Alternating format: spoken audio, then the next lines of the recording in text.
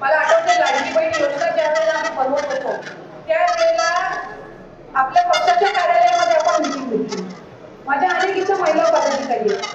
आनंदाचं तुम्हाला आठवत असेल ज्या वेळेला आम्ही लाडकी बहीणचं रजिस्ट्रेशन चालू केलं, आपल्या महिला पदाधिकाऱ्यांनी रजिस्ट्रेशन मध्ये सर्वात चांगलं काम, ठाण्यातल्या महिला पदाधिकाऱ्यांनी रजिस्ट्रेशन मध्ये सर्वात त्या ठिकाणी चांगलं काम केलं. काम करत असताना त्यांना ज्याच्या अडी अडचणी याच्यात आम्हाला सांगायचं आणि आम्ही तशा त्याच्यामध्ये सुधारित आहे. आता ही केवायसीची प्रक्रिया सुरू आहे. सर्व पत्रकार बांधव इथे उपस्थित आहेत. कुठलीही पात्र लाडकी बहीण आम्ही या लाभापासून वंचित ठेवणार नाही असा निर्धार महायुतीच्या सरकारच्या माध्यमातून महिला बाल विकास विभागाने दिला. त्यामुळे जी लाडकी बहीण मुख्यमंत्री माझी लाडकी बहीण योजना आपण आणलेली आहे ती अशाच पद्धतीनं पुढे कार्यरत आहे. राष्ट्रवादी काँग्रेस पक्ष म्हणून अजितदादांच्या नेतृत्वाखाली काम करत असताना ज्या वेळेला आपण आदरणीय अजितदादा करायला आमची काही हरकत नाही. केवायसी मध्ये खूप अडचणी येत आहेत. लाडक्या बहिणींना केवायसी मध्ये खूप अडचणी येत आहेत. साईट सर्व्हर डाऊन आहे. मला आपल्या माध्यमातून सांगायचंय की सर्व्हर मध्ये सुद्धा आम्ही अनेक सुधार आणलेले आहेत. रोजच्या घडीला जवळपास 4 ते 5 लाख लाडक्या बहिणींचा केवायसी प्रोसिजर होते.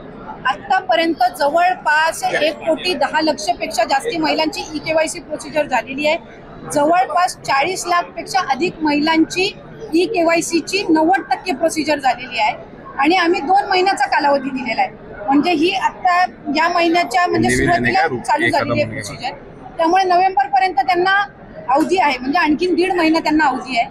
जे पूरग्रस्त भाग आहे त्यांच्या संदर्भामध्ये आम्ही आणखीन 15 दिवस वाढवून देण्याचा निर्णय हा विभाग म्हणून आम्ही घेतो. तुम्ही राष्ट्रवादी काही सोबत असणारे मंत्री आज ठाण्यातील व्यासपीठावर बोलताना की माझे नगरसेवक आहेत ते कुठेतरी जास्त पैसे देऊन सत्ताधारी चोरतायत असा आरोप आहे. तो आता राष्ट्रवादी जितेंद्र आव्हाड यांनी केला. कसं आहे बघा, जसं जसं महानगरपालिका स्थानिक स्वराज्य संस्थेच्या निवडणुका येणार जवळजवळ तसे आरोप प्रत्यारोप म्हणजे त्या ठिकाणी आपल्याला ऐकायला मिळतील.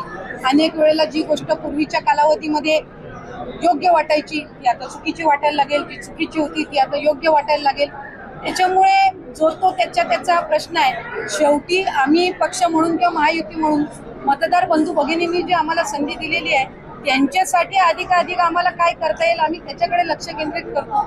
त्याच्यामुळे कोण काय टीका करते याच्यामध्ये अधिक वेळ न घालवता आम्ही सरकारचा भाग आहोत. आमच्यावर जास्ती जबाबदारी आहे. आमच्याकडनं लोकांच्या जास्ती अपेक्षा आहेत. त्यामुळे त्या अपेक्षा कशा